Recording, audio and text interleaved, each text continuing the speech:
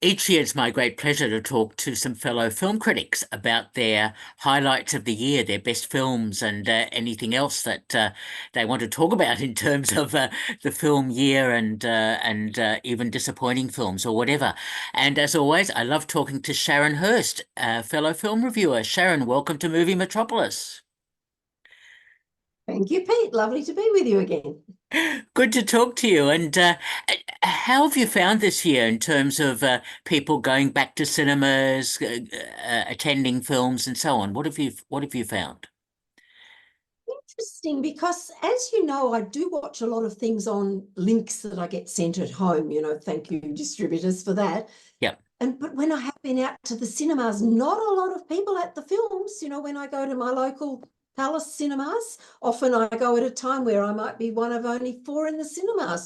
And I Oh, think so much has been churned out every year that, it comes, it goes. It's almost a disposable commodity. And I don't know, I think people, I don't know what the figures are statistically, but it just feels to me that people are a little bit overloaded, and they just perhaps sometimes prefer to stay at home and watch.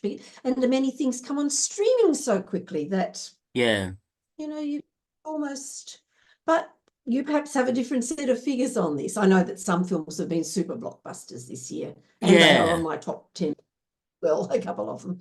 Okay, we'll talk about those in a moment. No, I was at the Nova Cinema and I spoke to Christian Connolly for quite a long time, and he said Yes. people are going back, and I've been there a couple of times this week for a number of films, and it seemed very busy. But you're right. Look, Okay, good. yeah. I mean, look, daytime, weekday, usually is fairly sparse in terms of people, but evenings, especially Yes, weekends, are much yes. better. Right. And that's the time I choose not to go because you know me, Pete. I don't want to be disturbed by the popcorn brigade and the Yeah. let's check the babysitter on the phone brigade and let's kick the seat in front of you brigade because I go berserk with that. I want peace and quiet, so I choose midweek. Fair enough. I fully understand that, and we've got new cinemas opening. We've got just opening tonight. Actually, is the new Penny Lane cinemas in Mooney Ponds, the Palace Mini Cinemas. ponds. Wow, fantastic. Yeah. Dame Edna would be proud. She would. I should bring some gladioli Fabulous. with me. I'm going to have a look at it tonight. So, Totally, you must. Yes. Gosh, and that's good. yeah, and the Nova is opening a six-screen complex in January in East Brunswick.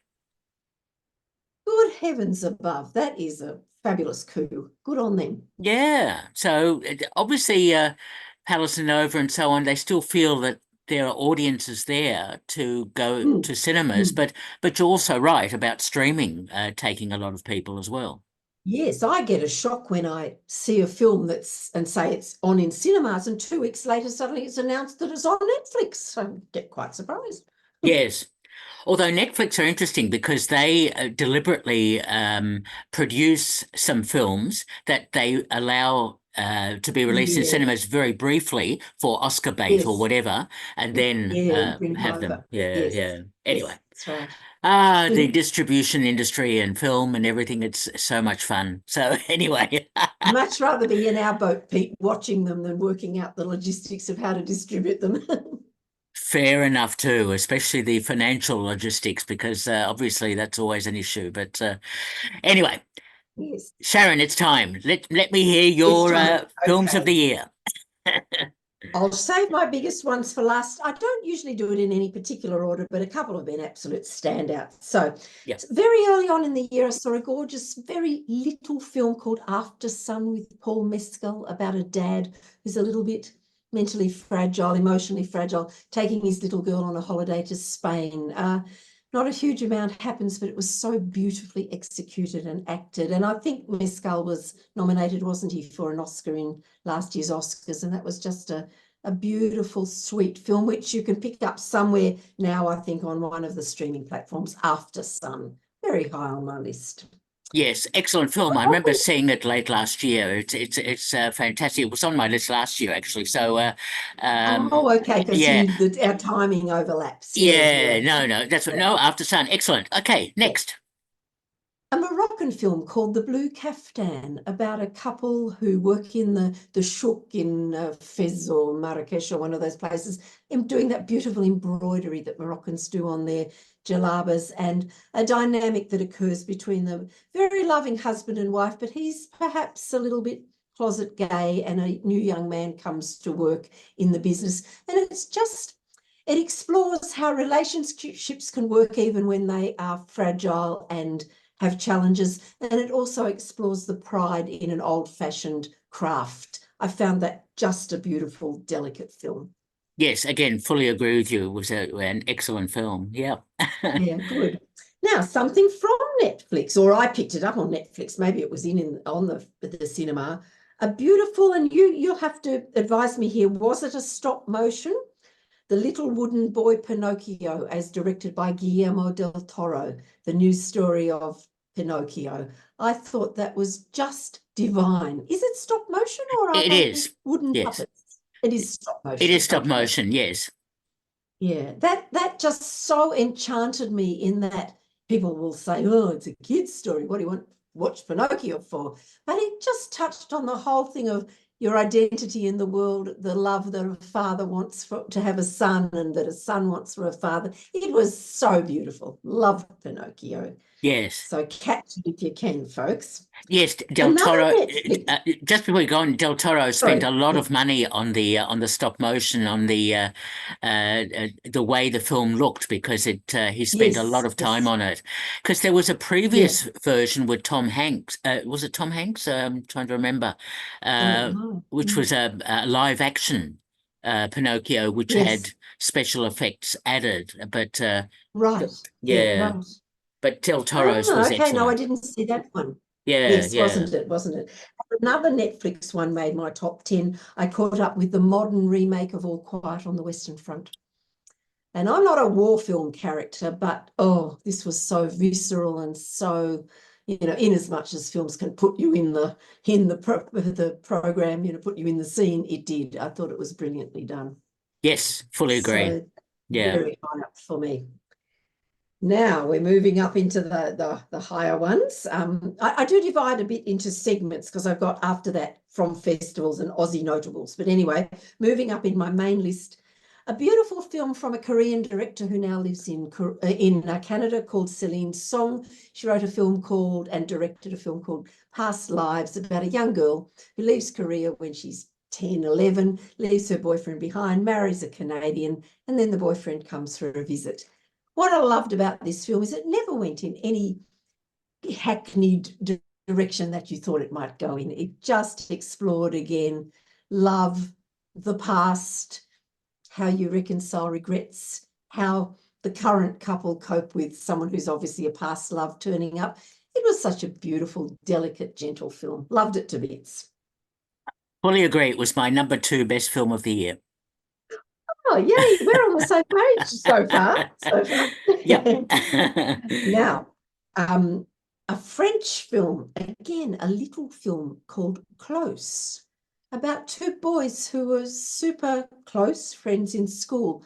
And then they start not even succumbing, but falling prey to all the nastiness that goes on. Other kids cannot accept that two male children might be super affectionate, loving friends, without the fact that imputing that they may or may not be gay. And one of them really suffers emotionally and mentally from constantly being bullied about this. And I won't say beyond that what happens. But again, when the French do it well in this gentle way, they just captured the sadness, the grief, the beauty of their relationship. This film absolutely touched me to the core. Thought it was a winner. Absolutely agree with you. It was an excellent film. It was on my top 20 list. It's a Belgian filmmaker who made it. That's So right. You're right. Thank yeah, you. It is Belgian, not French. Yes, I keep yeah, forgetting that. Yeah, yeah. beautiful. Yep.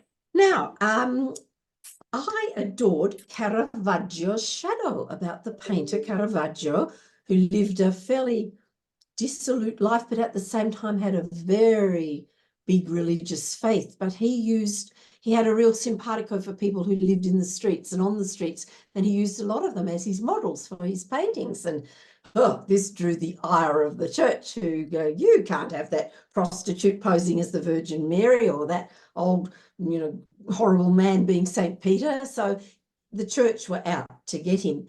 What I loved Ricardo Scaramacci's performance, but what I loved more than anything was the sensibility the cinematographer brought to this film. The whole film looked like a Caravaggio painting. Its colours and the cast that they chose, you'd look at someone and go, hey, I know you from Caravaggio's painting. You sort of saw the paintings come to life within the narrative of the film. And jeepers, I loved it. I just thought it was a strong and powerful movie, and you didn't have to be a crazy art lover to love it. It was a great story about humanity and a person who, okay, he may have had a bit of a rough life, but he knew how to show love and care for those people who he used as his subjects. So that was a big one for me. I loved, it was a year for old aging directors, and Martin Scorsese has come up with an absolute winner in Killers of the Flower Moon. People said, how could you possibly sit for that long in a movie? What was it, 3.5 hours, Pete, or something? Yes. Yeah. Well, I tell you, the time just flew for me. I didn't feel the 3.5 hours. What a creative story of this dreadful thing that happened to the Osage Indians back in the 1920s when oil was found on their lands, and very nasty, pasty white men decided to marry the Indian women to get their hands on the oil. Loved it. Robert De Niro. What was the woman's name? Lily Gladstone, who played? Yes. Yeah, amazing woman from that particular tribe. And of course, Leo DiCaprio. The soundtrack, the look of it, I just was obsessed with it. Thought it was fabulous. Did that make your list? It was my #1 film of the year. Okay, beautiful. Well, as I said, I don't put mine in order, because now that I'm up really high, I find it hard to say one is better than the other, because Sure. apples, oranges, different genres. Now, I can't leave the pink girl out of this list, because I thought Greta Gerwig's Barbie was just a total delight and a winner. I mean, I went to it reluctantly thinking, as a lot of people did, but I got such fun out of it. I had to go a second time and take my husband, who I must report loved it. And I saw it so much in it the second time round. I saw sort of from the male perspective how not only are the women oppressed, but the patriarchy is oppressed also by the expectations upon blokes. And I just thought it was fun to the max, but it had such fabulous subtext of themes, and it looked like, candy pink delight. I loved it, and Margot Robbie was just divine. Did it make your list? It was in my top 10, but it was in my next group of 10. Okay. It surprised me that it was really good, Yes. satiric, Yes. and Ryan Gosling was also very good as Ken. Wasn't he? He was a fabulous Ken. I mean, this is such a creative film. And while we talk about Barbie, I guess we have to talk about the other film that they paired the name with. They called it the Barbenheimer phenomenon. Oppenheimer, with lovely Cillian Murphy as the man who is dubbed the father of the atomic bomb. Well, what can one say? Another 3-hour amazing film looking at the genesis of the bomb, but also looking at the way that poor man was persecuted afterwards. He goes from sort of hero to zero because the McCarthy machine got its hands on him, and then he's demonized. It's not so much about what happened to in Hiroshima afterwards, but what happened to him. Look, I think it was stunning, and I think some of the directorial choices were magnificent, such as when the bomb goes off to choose silence rather than chaos in the soundtrack. Choices like that I thought were works of genius, and to me this film's a work of genius. So yep, high up for me. Yep, I agree with you. It was my #4 film of the year. Yep. Okay, gee, this is fabulous that we're on the same page. Now, Yeah. talking of aging directors, Ken Loach says his last film may well be The Old Oak, about a pub owner, RJ, TJ, whatever his name was, running a pub in Yorkshire up north in a very depressed mining town. Well, everyone's malcontent. And then they get even more malcontent when the Syrian refugees are sent to live in the town. And TJ is such a compassionate man with a big heart that he's looking for ways to bring the people together, to make the locals see that these people have had just as rough a time as the locals have had losing their jobs in the mine. And it's got so much heart to it. I sent a footy playing Aussie blokey friend of mine off to it, and he said, "Oh, Sharon," he says, "I cried the whole way through." And I thought, isn't that wonderful? What a good testament to that film, that it Mm. touched his heart so much, this blokey friend of mine.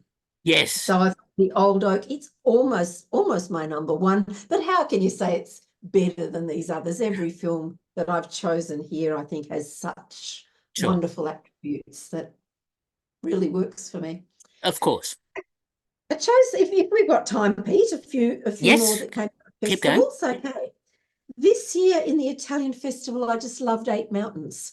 Ah, Another story of friendship, two fellows who meet as boys in this idyllic mountain scenery. One's from the city in Turin, one's a bit of a mountain Nick sort of a character out with the sheep and the cows, and their friendship endures for life.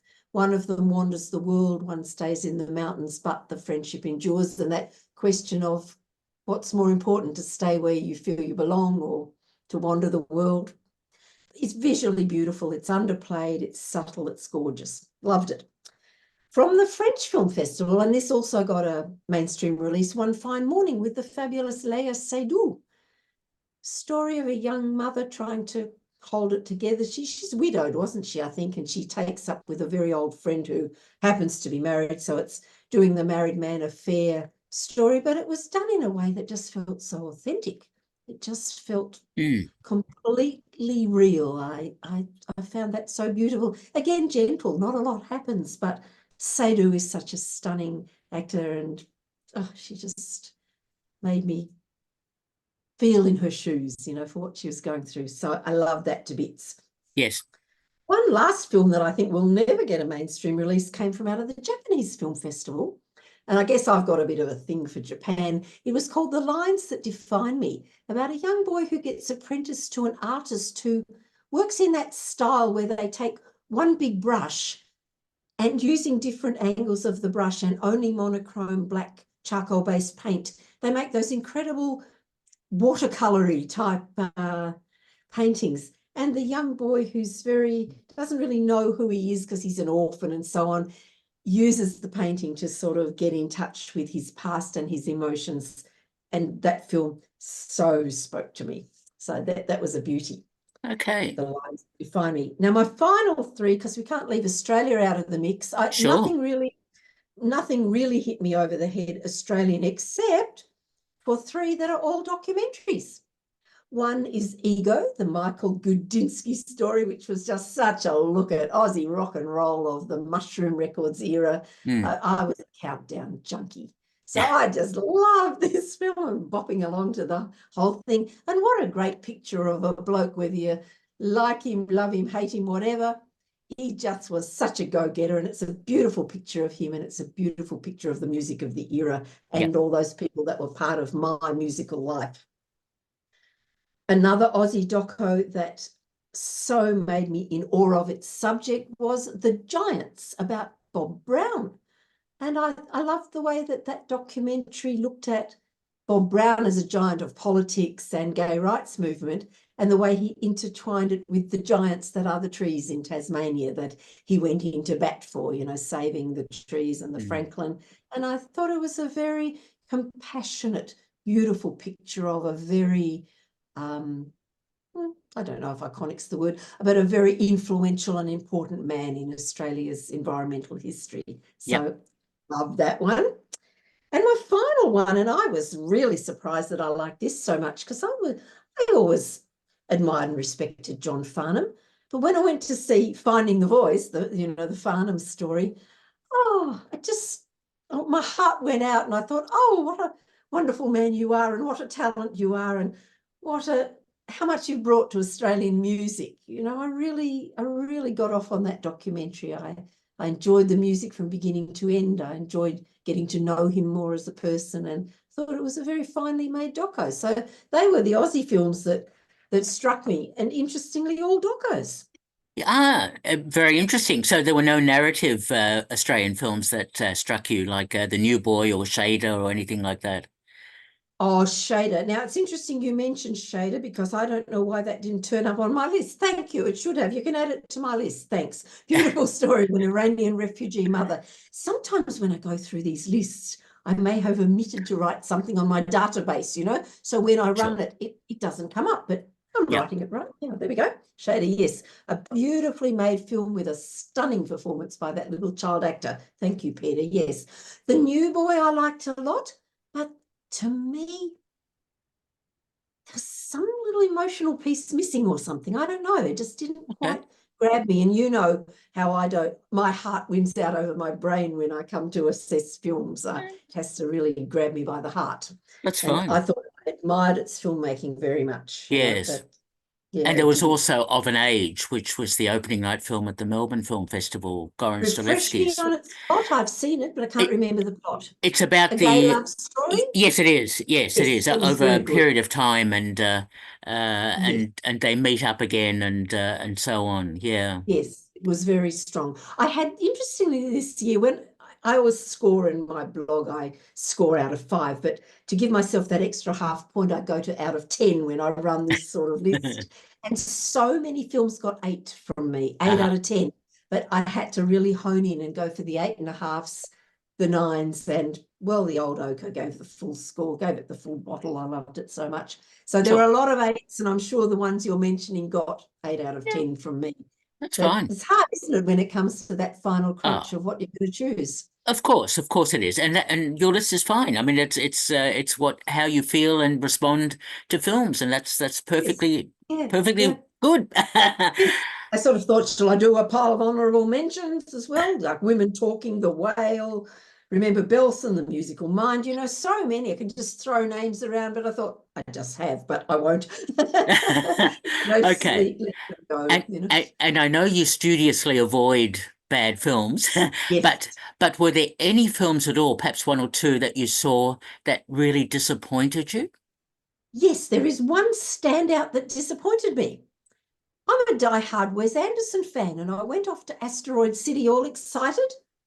And I came away thinking he has just churned out one step too far of classic Wes Anderson-esque style of filmmaking. It's not that I hated it.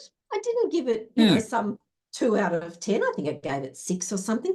But I was so excited about going to see it and its color palette and all my favorite actors in it.